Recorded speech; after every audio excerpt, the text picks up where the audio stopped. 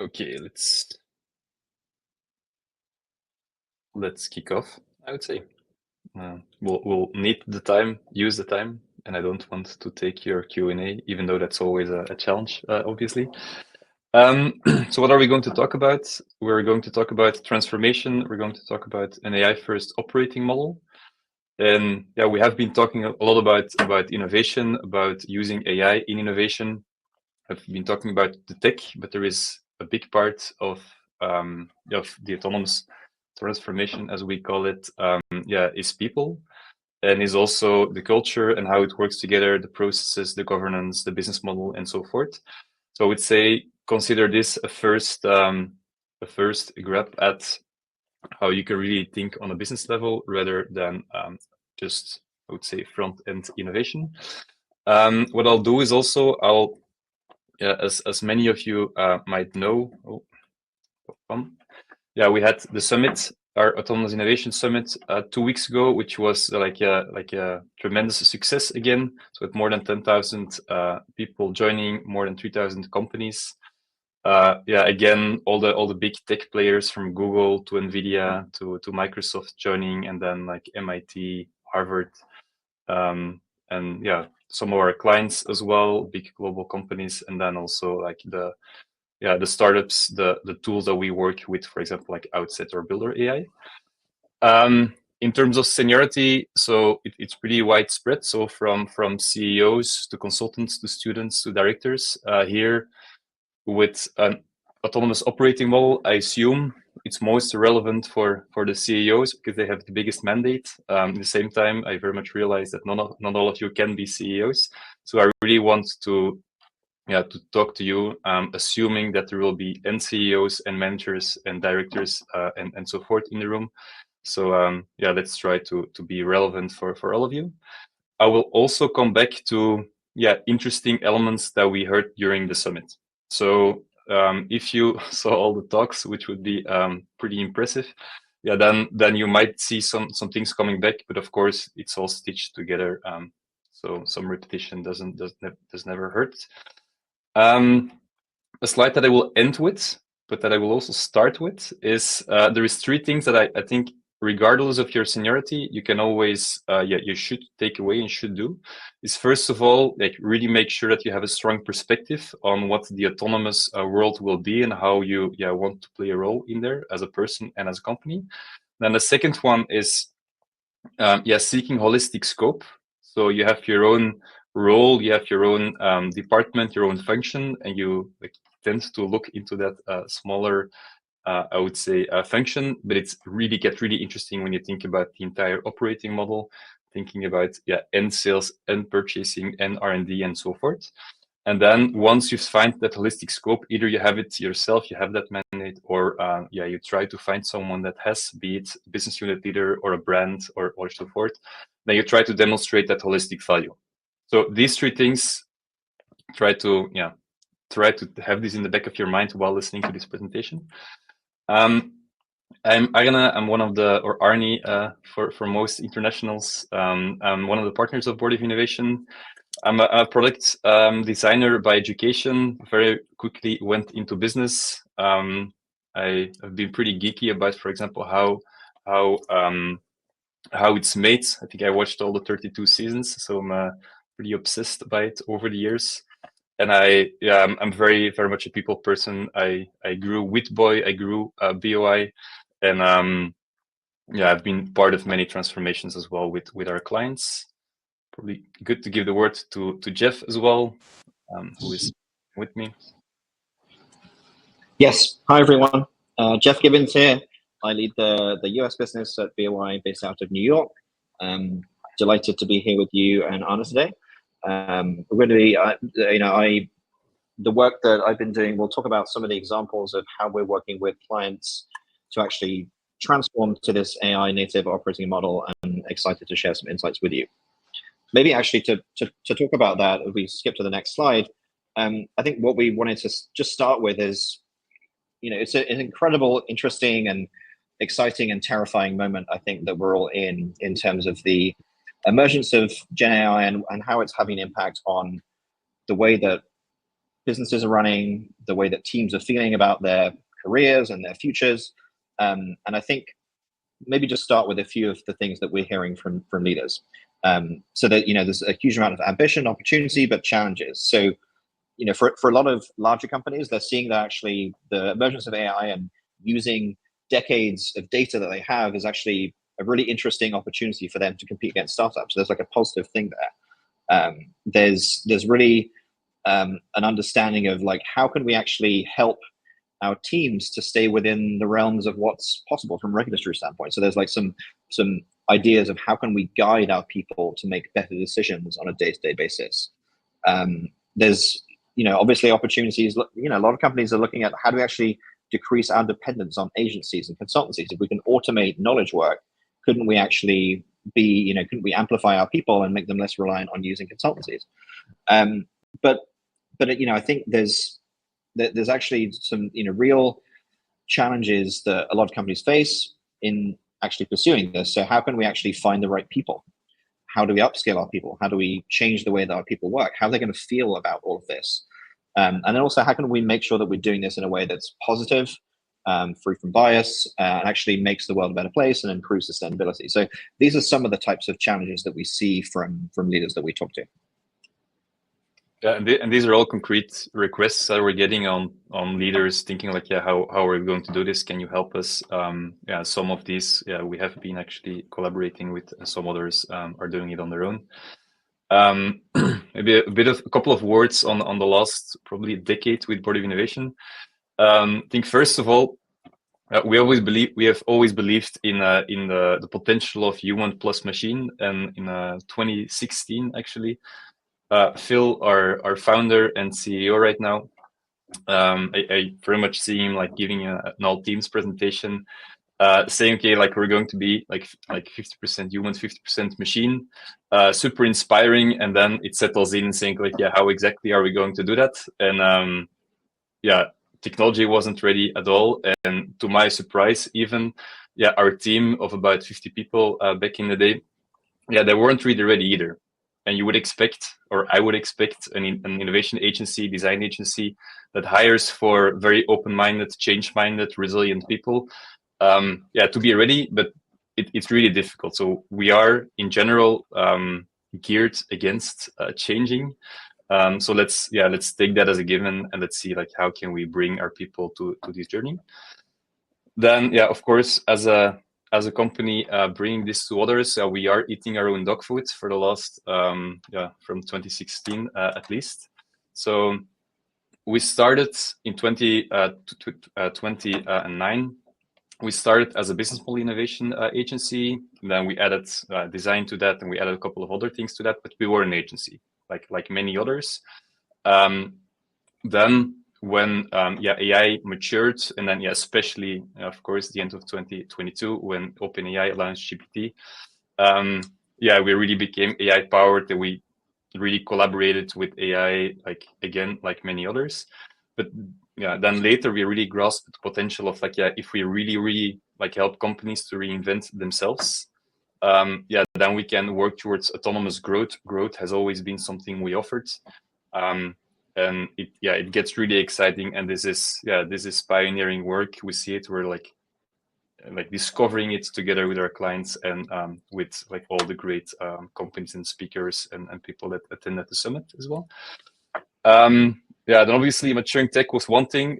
On the other end, the rough macroeconomic context helped us a hand or two. Probably don't have to tell that the last 2 years weren't great for agencies, apart from those that had 100 AI engineers, I guess, in their workforce. Especially IDEO, I think, was a big shock for the markets when 2 years ago they actually let go of about 35% of their people. So that was a big one, and that really pushed us to say, okay, we wanted to do this, let's really double down and go all in, and that proved to be the right move. So then one of the frameworks that you can take away from this session is what we call the reinvention blueprint, where we talk about the strategy, where you really have to define, okay, how can you become a leader in the autonomous world, where you think about, okay, how are we going to improve our growth or efficiency, competitive advantage? And actually competitive advantage is a very important one here. Then, yeah, the engine, which is more the product element, where you say you might recognize the build, measure, learn in here. So where you learn in a very like always on way, where you then generate new propositions, build them, launch them, and like simulate them like continuously, and always on. So that is a very important element. And then in order to scale this in an organization, you have to have like leadership on board. You need to have your people on board. Your culture needs to breathe this. Otherwise, you're always going to like fight against your own people, which is difficult. And yeah, for you and for them. Then the business model, technology, net positive impact will touch upon these elements, but actually that bottom layer is what I would like to talk to you about most right now. But I will touch upon strategy and engine as well. Yeah, so this was a reminder slide for me because I thought I was going to forget. Probably yeah, relevant for you also to know like what we have done ourselves. Yeah, so first of all, I would say like we have like brought the vision internally now, yeah, 8 years ago on saying like, yeah, half human, half machine. We didn't put it out there right away, but we definitely started experimenting. We've had quite some failed experiments in the beginning with, yeah, like I won't go too much in depth, but at least like everyone was experimenting with it. Yeah, then we started like hiring, like evolving our people to more product owner type of profiles, because yeah, we started really building instead of like facilitating the entire process. We have been, yeah, in terms of culture also, like we've always shared our tools. We were one of the first companies that had yeah, AI GPT tools on our website, January 2023, on innovation to create personas, to create future scenario and so forth, which was with, yeah, GPT API behind it.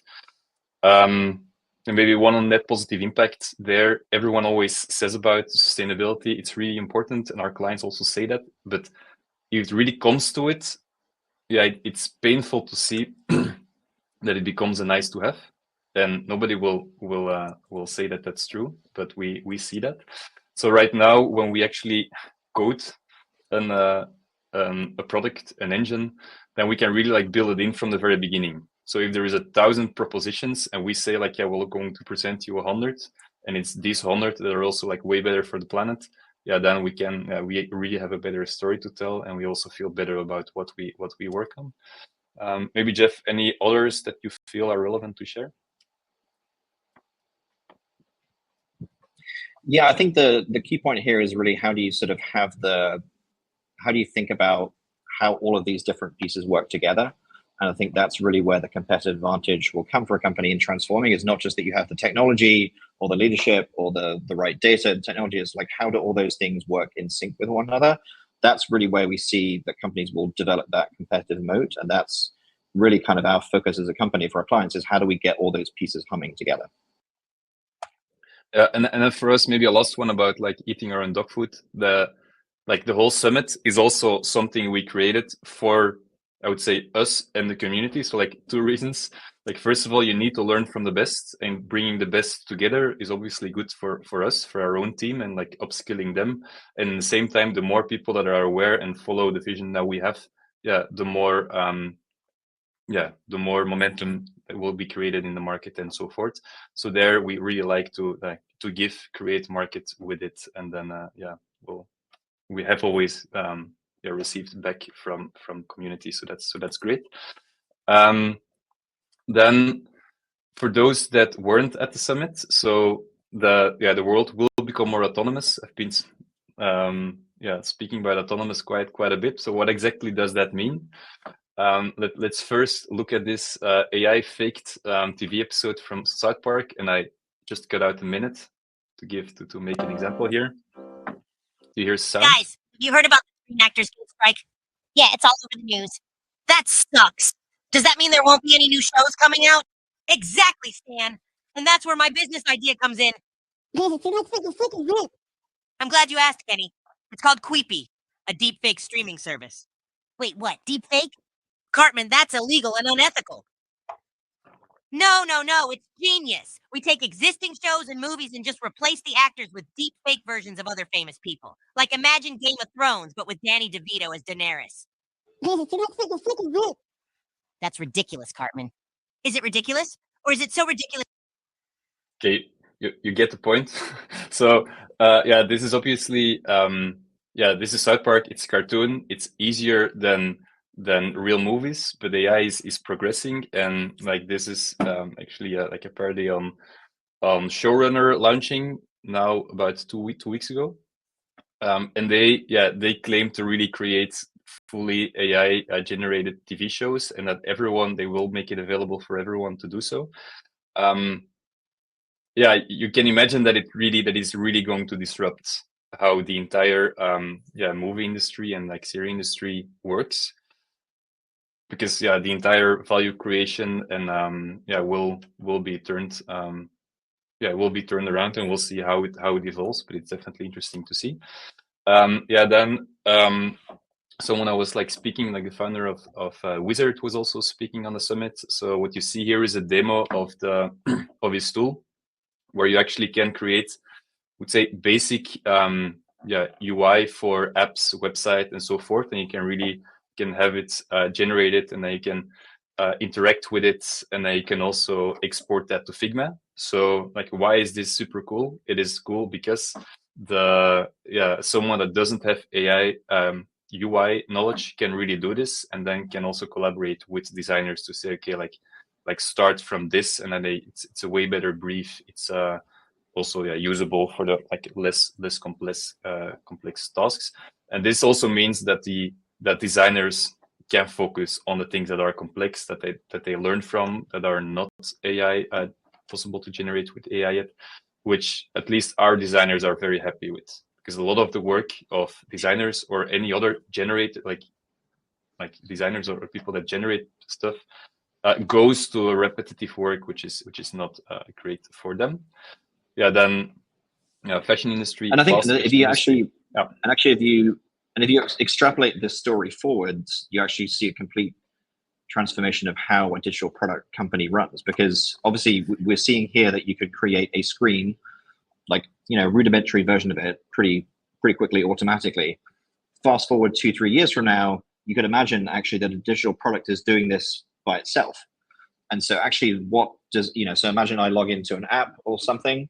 It would actually be creating screens based on my interactions each time I'm seeing something. So the work that a design team or a product team will be doing in that company would not be actually designing individual screens, but actually designing the overall system and decision-making logic for how screens are created in real time. And so their work is going to entirely shift in the next 2 or 3 years. And really it becomes more about how do they create decision-making systems rather than designing and figuring out where the button goes. Yeah, exactly. And then some other examples is like Shein fast fashion is like ultra fast fashion right now. Shein launches 1,000 new products a day, and it's controversial and everything but sustainable. We'll show you an example where we actually have created a better version with a very big retailer. And then a lot of the work is focused on B2C retail, but there is a lot to do as well when you look at material science and B2B in industrial. And an example here is Google DeepMind, like researchers working together with Google DeepMind, and they actually created 32 million new materials and brought that back to 80 potential, or sorry, 23 potential materials or crystals that could actually improve batteries. And they have done that in 80 hours, and then these 32 can be tested in the lab. So that is, normally it would take not years, but like a couple thousand years to like come up with all that knowledge. So this is super interesting, and this is the very, very first step of work that can be done in material science, but also in healthcare and so forth. So about 18 months ago, we shared this slide in another visual identity, but we said like, almost everything will be AI generated, and this is very much becoming a reality, and it's in our opinion very, very exciting. And it is because there's a lot of benefits to innovating in a more autonomous way, because you can get to better products if you design the engine well. So for example, if you say, okay, sustainability is key, and I also only want to see products that are sustainable. You'll be way faster. So there, on the fashion example, you're going from months to minutes. It's going to be more cost efficient. It is always on, and always on. What does it mean? It's essentially you give a machine access to different APIs, which, for example, can also be social listening API, where that social listening always looks at, okay, what is happening, what is trending, and then like acts upon that. And if you do this well, and you really create an operating model, it can be a competitive edge. It can really a competitive advantage. An important element is here that everyone has access to the APIs of OpenAI, that everyone has access to the tech. So if you don't look at a bigger operating system, if you don't look at the proprietary data that you have, then you'll likely not get anywhere near a competitive advantage as a company. So very exciting. At the same time, a lot of questions are prompted. I'm not talking about GPT here. It's just like a lot of questions arise. There is the reality that this is like complex. Not many people get it. It's going so fast that we don't even like always get the full complexity of it. There's a lot of fear. There's a lot of uncertainty related to AI. You could say like, yeah, governments will help us, and they are definitely trying. But yeah, we definitely don't expect them to lead the way here. So we'll likely face a long wait if we wait for their clarity and frameworks. In the same time, there is a lot of people that are fearing to lose their jobs because they're either they're not aware, or they're very aware and they see what it can do. So here, these are realities, and AI is here to stay. So let's embrace it. Let's embrace the progress. Let's kick off our journey today, and that's why we're here. We really want this talk to be a kickoff for you. An important element here is like we don't believe in a fully autonomous setup. It might be possible, but that's not what we want to build for. So in every industrial revolution or any like big progress, up to now, humans have always been the hero in the story. And you might design it in here, and you could like argue on this one because AI is smart, and many smart people argue about this. But I would say like our version of the future is with humans as the heroes. And what does that mean if you think about a company? So we're going to manage autonomous organizations by amplifying the power of your people. So yeah, let's assume that you get your humans, your colleagues, your experts, you get them on board, they get it, that they're going to be orchestrators, that they're going to be editing rather than creating. The creation is done by machines, agents. So they're like agents is also an important word. The future of AI is really, generative AI is really with agents. They can really do the execution at scale, the things that we don't like to do.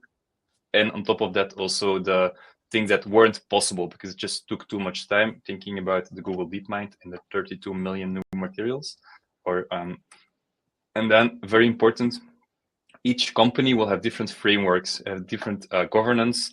It might be as, I would say, simplistic as like just templates that you have yourself, or specific strategies that you have to say, okay, like we actually want the people, our experts and the agents to collaborate in this way towards these objectives, and that is going to be different for each company. I mentioned like two important things here already, so this is actually better for people, we feel. Jeff, any examples on collaborations that you want to share? Yeah, I'd say like, recently we've been working with a fashion retailer, looking at how do we actually build an engine that actually takes information from the external world, from TikTok, from runways, from all sorts of things in the external world, use that to generate cultural trends and designs and design inspiration. And so the work of that's actually being done in it is often the work that's done by a design team at at the retailer. And the interesting thing that's been surprising in that work is actually the level of pull from the design team. So we've actually had to be holding back access and usage of this because there's still some things we need to figure out to like make sure it's sort of safe to use. And and they can't sort of use it for producing things yet. But the pull from the design team has actually been very strong, because they really see that there are many parts of their job that they find a bit laborious, and they see this as a way to actually free up their time to use more of this, to use more of their time not to do those things. And so I think obviously the typical story is around how AI is going to take people's jobs. We haven't seen that in all instances. We've also seen a lot of pull from people to help them and amplify the output of what they can actually achieve in a given day. Yeah, thanks. So here, you probably have to do it and show them in order to actually get them convinced, or get yourself convinced. But that's it's harder when it's conceptual, but when people actually have something they can use, that they can do something that usually would take them hours, that takes them minutes, like that's when they actually get excited and see how it could actually apply to their day-to-day life. Yeah, exactly. So with this autonomous future, which companies will really thrive? And I'm not talking about NVIDIA here. It's those, again, that built that AI native operating model that is a true industry game changer.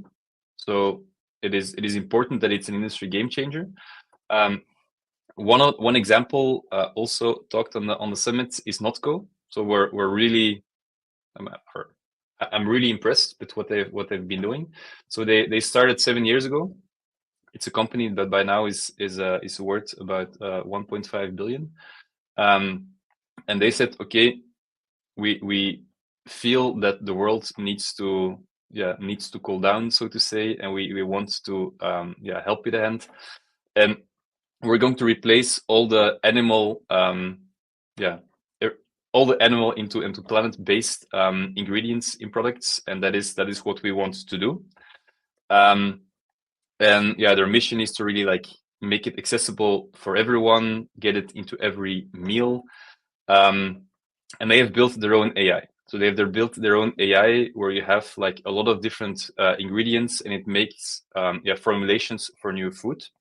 Sometimes it like puts together like pretty interesting things.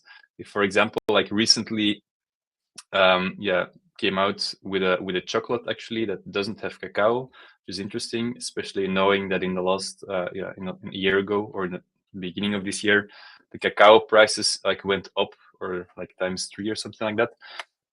And interesting here is also, so they started building this with the intention that they were going to sell it to chefs of big CPG companies, to product development, to R&D of big product development. They've to R&D of big CPG companies. But yeah, what they learned was that nobody cared about their AI. They just wanted to see, okay, which products can you make with it? So they struggled quite a bit, but their AI was great. So what did they do? Started making their own products. That's also when they started, when they needed funding and so forth. And for example, the nut milk was done in collaboration with Starbucks, and they have created about 100 different products, brought them to market in 4 years' time, which is pretty incredible. Like knowing from the perspective of food and beverage companies, and the amount of products that they launch. They also set up a joint venture with Kraft Heinz, and for example said, okay, like what can we do with your mac and cheese? Can we actually make it plant-based? They could, and they did. So it's pretty inspiring as a company. An extra element, especially if you're the CEO of a stock listed company, they're actually their valued, or their valuation multiple is the multiple of a tech company, which probably every food and beverage company can dream of. And they really organized that way. So they were launched in Latin America, and now they have their headquarters in San Francisco to attract tech talent. They are having their B2C own products angle. They have their B2B angle where they collaborate and like make products with food and beverage companies, with the extreme Kraft Heinz being a joint venture. And it's really, really well integrated. So they have R&D, supply chain, production lines, marketing, brands, and so forth. it's really integrated. So we're not talking about an innovation function or a marketing function or something. It's really integrated. So for me, this is I think the best example that I know of, that we weren't involved in, I would say. If you are interested, look at the talk of Adit Patel. And you can, if you go to the Autonomous Innovation Summit, you can still register if you didn't do it yet, and then you can have a look at all the talks. I'm going to launch a quick survey, and I'll give you some context here. So if you think about Notco, there is different ways you can do this. So either you say you're going to venture this, you're going to start this from scratch, you're going to build your own AI, and you're going to make that change in the industry, but you realize actually it's going to be too slow if you do it within our company, so we'll spin off and we'll venture something. Or you find a partner, you'll find or help the Notco in your industry, there will be more of them popping up. Or you transform your current company and evolve your current company with the majority of its people and organization towards an AI first operating model. You should be seeing the poll right now. I'm interested in getting your votes. And you don't have to answer transform, by the way, because we talked about transforming. Like the other two are definitely also interesting. And if you want to give a bit more context to it, feel free to use the chat.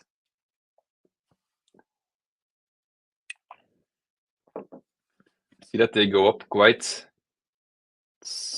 at the same level, so I'm interested in the whys actually behind it. I'll I'll leave it open for, let's see, I think about 50% of the people voted.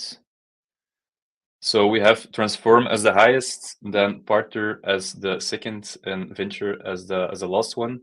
It very much depends on who you're, like which company you work for, or the company that you have, and also the industry that you have.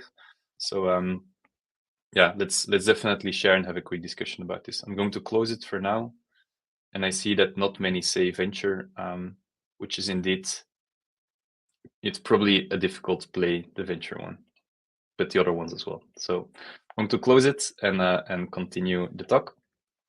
So how do you seize the opportunity? You set your strategy, build a product, and a product is either the engine, or the actual products, and then you drive the transformation. So in terms of strategy, in order to become more autonomous, you need to have gone from analog to digital. That's going to be the easiest, and then from digital to autonomous. Many companies are still working on their digital transformation. It's possible to skip that step, but these are usually the different steps that you take. And I would say those that are working with AI already, what we see right now is that a lot of companies are only looking at AI as a pure productivity tool. And we feel that that's a big mistake. So there you're really not capturing the full potential of AI or the autonomous potential it has if you do so. And to give you another framework is, if there is different strategic options, you can think about what do you launch to market, what propositions do you have, and then how do you do it. So if you think about the what, you have existing products and services, and you have AI native products and services. And then when it comes to the operating model, again, you have your existing operating model with your existing channels and so forth. And then you have an AI native one, which will be new for the majority of people here. What does that mean? So AI efficiencies is an existing operating model, existing products and services.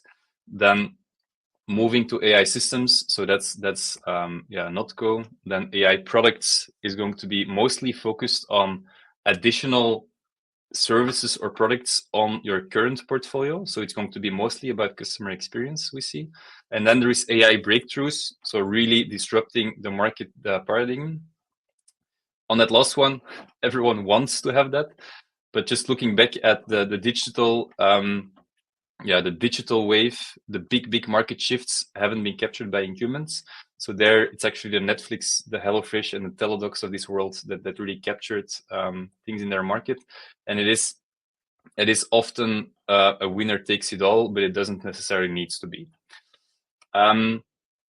I already shared Notco Showrunner.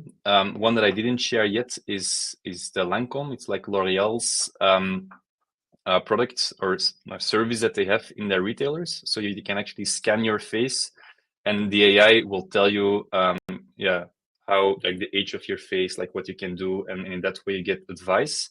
And in that way, also the salespeople in their shops, are enabled to give you much more advice, based on technology.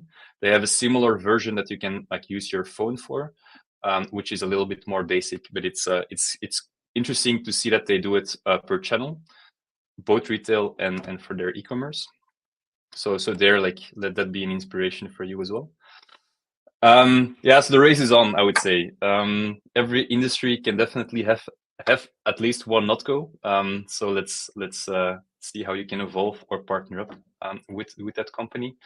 And for you, when it comes to strategy, there is no, like, you don't have to choose. Think about a portfolio. What can you do when it comes to AI efficiencies? What can you do when it comes to operating model? What can you do when it comes to AI products, and to increase your experience of either your end client or the operators or the channels you're using.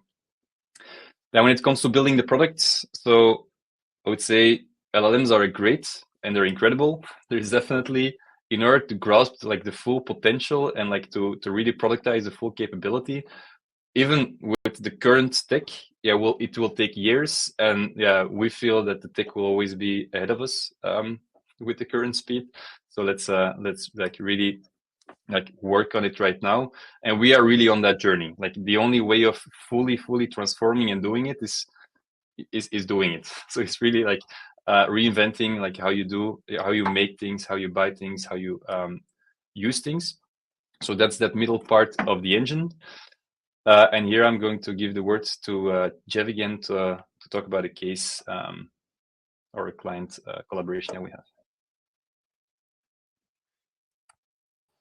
Yeah, so this was, as we mentioned earlier, working with a fashion retailer, looking at how do we actually, first of all, build an engine that can actually create designs and figure out assortments and collections, but then also what does that mean for the way they actually work? So we actually started out building a proof of concept of the engine, and then partnering with their design team to figure out how do they actually integrate into their work. And so from the development of that engine, we found out that the design process could go from months to minutes in terms of actually creating a usable design.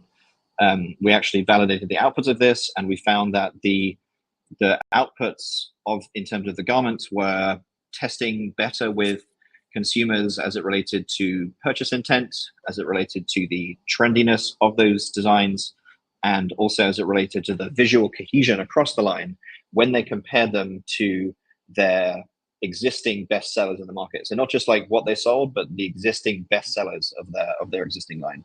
And so that really then became a point at which the company said, well, okay, this works. This is great. And so what does that mean? And how do we use this? And how can we make this safe and actually integrate it into our ways of working? What does that mean for us? So we moved to the, and I think really the point was actually, it's not just about having like a design tool, but actually how can you use the tool to actually rethink the model of how the overall business works? So if you have a tool that can automate design, how can you actually integrate that into the way that products are purchased from suppliers? So how can you actually reinvent the way that suppliers will bid on a design and whether they're going to produce it? What's the pricing model around that? And so it's not just about like a fancy tool. It's about how do you use that capability to rethink the entire model to make their brands more relevant, and also to do things like reduce waste, right? And so we looked at, from the initial kind of design piece, kind of in the bottom right, how do we actually integrate other pieces of how do you actually figure out then using the same data, using the same kind of engine, well, if you have that product, where should we sell it? How can we produce it? which ones should we produce, and actually reducing the amount of waste in the industry. So about 20% of all garments produced are currently thrown away or burned, just because you can't predict how to actually do something, what's actually going to sell. And so we actually have now looked at like how they actually have a new go-to-market model where they actually launch, an image of a product before they've even made it, right? So you're actually introducing a more kind of real-time demand prediction function into the business. In terms of, to address the question from Jacob in the chat, so that we actually worked with the company to build this engine. It actually relies on 7 different LLMs within their environment to actually perform different roles. So there are 4 different multimodal LLMs that are used for different parts of the process, and then also 3 image generation as well. So lots of different LLMs, and it's kind of a flexible architecture so that as some new LLM comes out, you can kind of switch them in and out rather than being reliant on one single LLM. And so, as I mentioned, really the importance of actually how they change their business is not just about you can do your design quickly, but then you can actually take that automated design process and rethink the way you launch something. So you launch a picture before you even made something, and then you can actually de-risk the prediction and reduce waste in the industry. And then that actually completely changes what the entire model for the business looks like. And you don't have to be reliant on seasonal collections, for example. You could launch things all the time. And so, as I mentioned before, so the designs actually outcompete the current bestsellers, and the time to decision around a product now goes from about 6 months to a few minutes, and they were rated better by consumers on 3 different factors: cohesion, purchase intent, and trendiness. And then also the actual designs were rated. We actually tested them with external designers, not within the company, for sort of a non-biased test, and 75% of those designers rated the actual design files themselves, the sort of blinded outputs of those, as very good or excellent. And so it's once you have that kind of level of quality, you can then introduce automation into lots of different parts of the process. And so really the way that this works is actually through a variety of different agents, as Anna mentioned earlier, working to solve problems together. So it's not just that you have like one LLM that's producing an image of a product. You actually have different LLMs and different agents reliant on different LLMs working together to solve a problem. So you'd imagine you'd have like a creative director agent that is figuring out, based on what I see in the market around a cultural trend, what is a design that actually fits this brand. You then have a merchant agent that's figuring out, well, where would this go? Do we need this? Is this something that actually fits within our collection?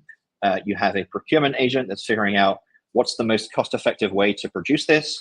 Could we produce fewer of these and still meet the same kind of demand, like make 8 of these rather than 12 of these things?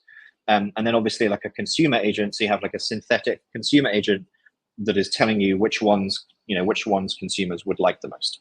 And so you can imagine the system is basically generating hundreds of designs and then working with these different agents, basically conversing with one another to tell a marketer or a merchant, here's the ones you should make, and here's why they're the right ones to make, because they're the most efficient and it's the fewest products to meet the most demand for the consumer. And yes, that would be the AI agents. Yes, sorry, answer the question. Okay. And back to Anna. Yeah, and I would say that, so where we are right now is like we're up to the tech pack. So they're like in order to like read a production file. And for me also something that is interesting is that the always on also means, for example, like having the material library with actual costs linked to the generation of new apparel. That's usually different people looking at it, and also sequential. So that's that's really cool. So then when it comes to transformation, we're getting at it. The key to success is as I mentioned, like it's not the technology that everyone has access to, but it's really designed on that operating model to unlock the value. And to give you an example, like March 2023, paper came out, Bloomberg spending more than 10 million on training their own Bloomberg GPT on all their data, to then realize less than 6 months later the GPT-4 was better than doing it. So they're Like by now, the companies that are trying to create their own LLM, I haven't seen many anymore. It's really going to be like a couple of LLMs. There is now about like 6 that are great right now, and they're good at some. Like there are some variations on what use cases they're best for. But I would say like we never advise anymore on creating your own LLM. And then when it comes to the tech will become cheaper. But really thinking about the money you invest in tech, yeah, we advise on like investing like double of it in people and change. Yeah, you don't want to start over like in humans, big companies. Yeah, they have a lot of assets. Let's really leverage these assets on top of tech, because if you don't, startups will be on par with you. And then it comes to transformation. So most of the companies, will focus on function. So function, for example, saying like, how can we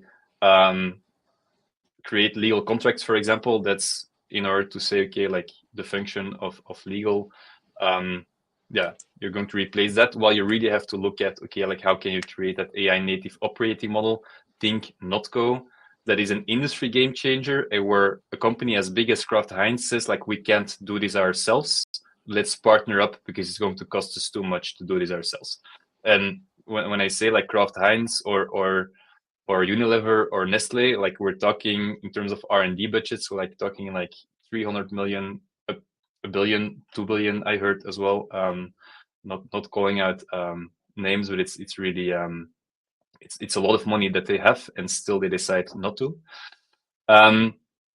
So looking at the enablers, so in terms of leadership, I'll share, by the way, this deck. I know that we're like rushing a bit, and I want to keep like a couple minutes for a couple of questions as well. So I'll be sharing this deck. In terms of leadership, it's really about like cultivating, like experiment, investing, learning, being an example. So here, as I mentioned before, make sure you have a vision, that you share your vision. Like, what is the autonomous world going to look like? Are you like, how are you going to benefit? Like, what is your role going to be? And then seeking that holistic scope. Here I would say it might be very relevant to work with an external IT environment, which might be your own sandbox that you set up or an agency that you work with, because otherwise you might have these catch-all policies. There is still a lot of companies that just say like, you can't work with AI because we haven't figured it out yet, which is obviously a shame. And then we also believe that we are hiring product owners. We are moving like upskilling people towards being product owners in our own company. We feel like all leaders need to become product owners, and if you feel like, if you want to challenge that statement, well, here is a decision tree. So if you feel like there is a lot of repeatable workflows in your business, or if you have if you're responsible for creating competitive advantage, or if you are actually responsible for predicting the future and having hypotheses when working, then like either one of these three, then probably you need to be a product owner. If not, then you have to be, but that would be surprising to us. And then when it comes to talent and culture, here I'm just giving a couple of examples. There is many things you can do, but here the one is just doing it, like demonstrate the value of it. There is going to be skeptics always, so let's not give them the chance of just saying, like, calling your bluff. Then maximize your exposure, like even if it's just like starting yourself. The reason that you're here is probably talking to the wrong people here. But for example, for me, about 8 or 9 months ago, like I was going through a personal coach myself. And what I did, I was like, all my notes I've put in like custom GPT, and now that AI is my coach, or at least the moments that I'm not with my coach. So that's not even business related, that's just personal related, but you can really like just work with it, try with it, and custom GPTs is I would say the most accessible for everyone. And then you can do a lot, but you can also start small. So for example, if you think about synthetic testing, and a lot of the slide again, but I would say the least complex is custom GPTs, and that's because they made it super accessible to, for example, add some data in there, add a certain prompt or format in there, and then you can collaborate and talk to it. And the more data you put in, the better it gets.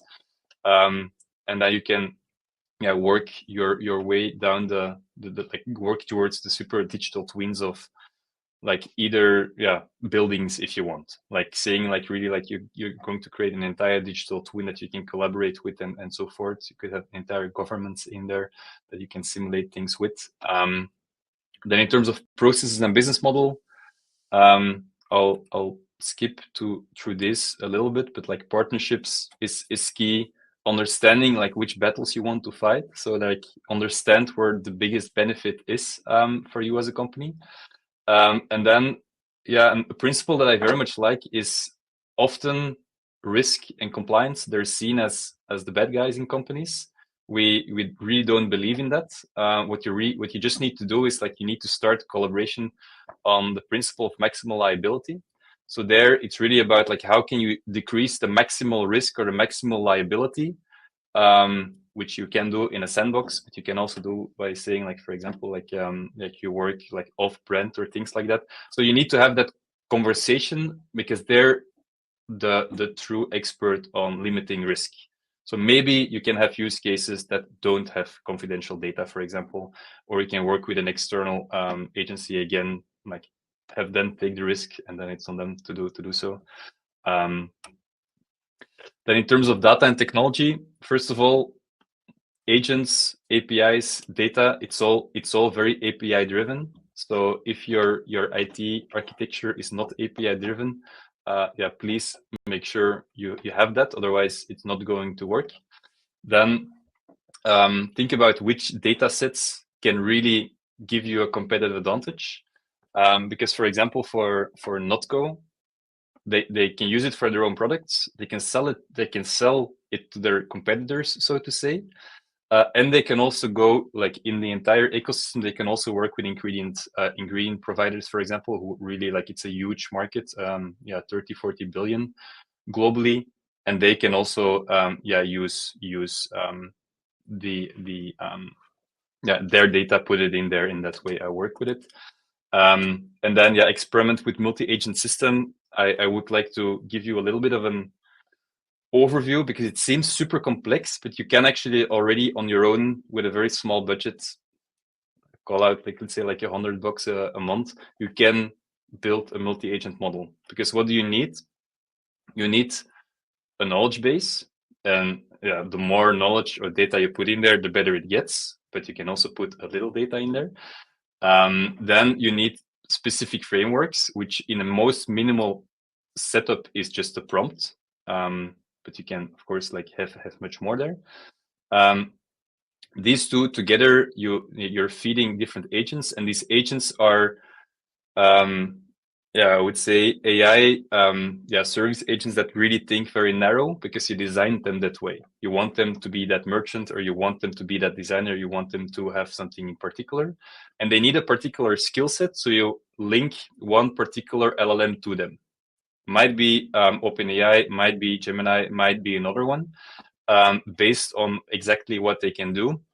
You define also what outputs they need to give. Is it text? Is it video? Is it voice? And so forth. And then there is tools where you have, for example, like Cassidy or Dust, if you need a European one, that actually make them talk to each other. So you can like put them all in the system, and you can say, okay, you can have them talk to each other. And then super important, please keep this human feedback loop in here. You have people that collaborate with these agents, that give feedback, that give make the outputs better. So this is super key. And I would say in all transparency, without that human in the loop, it's also not good enough yet, or what we see. So you really need that human in there.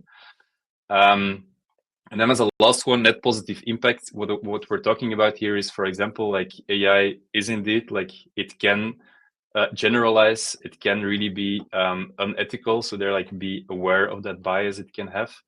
Then what I mentioned in sustainability, you can really like code it into your engine. Say, okay, like you have to have beat Nutri-Score or carbon footprint or something like that very early in the process, while usually it comes later in the process. And then just keep on remembering, like, people are your heroes. It's always going to be it's always going to be good for you if you help people transitioning, upskilling. Yeah, probably have an entire talk about that. So yeah, help them to help you. So concluding here, we're going from a digital mindset to an autonomous mindset with humans as creators that become editors, where you have like a product-led operating model, and product-led that's from a leadership perspective, because it will obviously AI will be AI first, and then way more integrated than it was up to now. And yeah, to go back to these different steps. So here, like, regardless of the seniority that you have, like, make sure you define your strong perspective, seek holistic scope, and demonstrate the value. And we can obviously help you with all three of these. But let's just like start yourself, and that's really key. And I promise you a couple of minutes. I tried 20 minutes, but it's 2. So let's see if there is any key questions that you want to ask. And I'll take away my presentation so you can see us. Jeff, did you see any questions or pins? You're muted, Jeff. Sorry, I was getting unmuted. Yeah, I think there was a question around sort of how do you choose the right LLMs? I think for the right tasks, because we talked about the example where we had 7 different LLMs for one engine. I think the point is actually partly, so there's some advice in the chat around using something like MindStudio. Partly the goal is actually just to try them out and see which works. Obviously, it would be simpler to do fewer LLMs. Typically, we sort of work with something like OpenAI or Gemini and then see where it doesn't work, and then that's where you would look to bring in another LLM. And then advice for small firms, I would say, I think the first thing is just sort of actually just get your own compliant environment where you know that you can protect your data confidentially and make sure that you're not losing your data to model training. So that's like the first thing. And then really just think about how could you start to make some basic changes in productivity and start to see how you can create some internal belief within the team around the benefit of those before you sort of start to make massive changes in a small environment. And then maybe like Vadim, you're asking, like, talking about a lot about product-driven perspective. What about, for example, food service-driven companies like retailers, or for instance? Yeah, I would say there's a lot of people working there. So really thinking about experience and convenience. In the end, the more repetitive tasks that you can take away from the people working there, the more they can actually invest in the human relationship that they have with clients, is what I would say. So if you have that framework, really thinking about the AI first type of products. And I'm, by the way, happy to stay a couple more minutes for those that still want to ask a couple of questions. So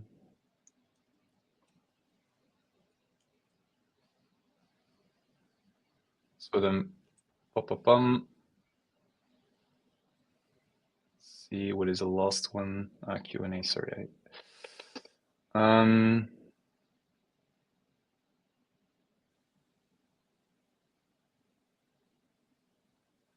So a little bit more about the maximum liability for risk management framing. A lot of words in a sentence. So I like often like the principle that risk managers use is they want to eliminate risk, and that's their job, and they're good at it. And they, like, from the moment there is a potential risk, they extrapolate that risk, and then it becomes, like, for example, saying like, you want to test something in market and you do it on brand. Then they say like, what if there is something is wrong on the packaging or something like that, and somebody like shares a claim on that, and it becomes so big, and then like before you know it, like your company is bankrupt. Well, you could potentially also say like, yeah, we just want to share it to 50 clients in an in a shielded environment where they're all going to like sign an NDA that they know, or they're going to like share that they know that it's a new product, that they can't put any claims towards us. And in that way, you make sure that they that you have risk on board rather than against you. And if that doesn't work, just push the risk to others. And I probably not many are going to be happy that I say this, but like we often do that because that's the only way for for us to work with some companies, to just say like, yeah, we'll just bear the risk. And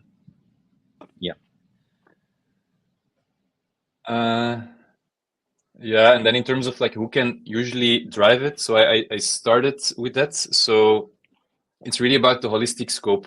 So obviously C-suite is most obvious, but you can also think about like business unit, you can think about brand, you can think about a category, you can think about like if you have, Even for example, just one the team level. restaurant, can be a team level. Ideally, you have a multidisciplinary team in that case. So, and if that all doesn't work, then just start proving things on a functional level, even though on the long term, of course, it's best to seek that holistic scope.